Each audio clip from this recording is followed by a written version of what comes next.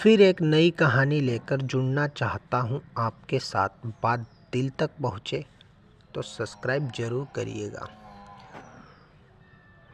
जब तक बेटी हमारे घर है उनकी हर इच्छा पूरी करनी चाहिए।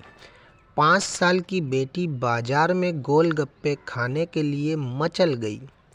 किस भाव से दिए भाई? पापा ने सवाल किया। 10 रुपये के 8 दिए हैं, गोलगप्पे वाले ने जवाब दिया। पापा को मालूम नहीं था गोलगप्पे इतने महंगे हो गए हैं। जब वे खाया करते थे तब तो 1 रुपये के 10 मिला करते थे। पापा ने जेब में हाथ डाला, लेने में खर्च हो गए थे। उनका गांव शहर से दूर है, 10 रुपये तो बस किराए में लग जाने हैं।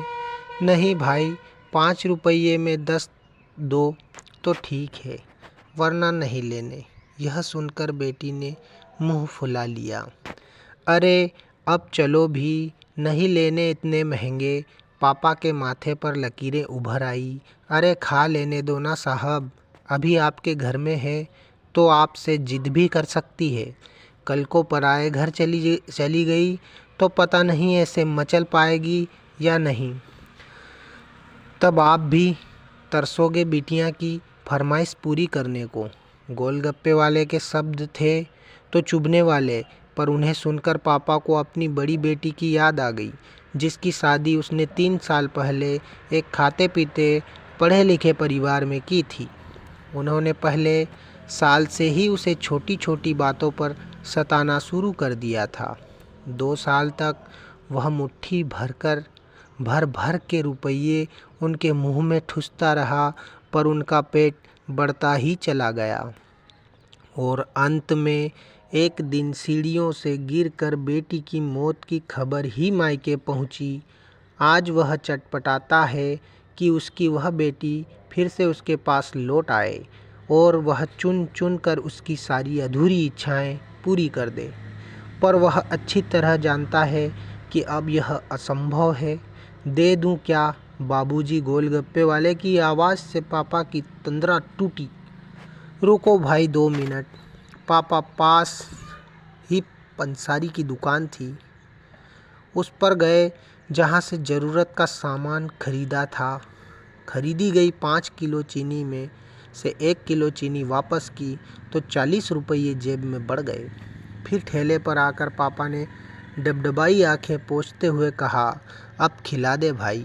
हाँ, तीखा जरा कम डालना, मेरी बिटिया बहुत नाजुक है। सुनकर 5 साल की गुड़िया जैसी बेटी की आंखों में चमक आ गई और पापा का हाथ कस कर पकड़ लिया। जब तक बेटी हमारे घर है उनकी हर इच्छा ज़रूर पूरी करनी चाहिए।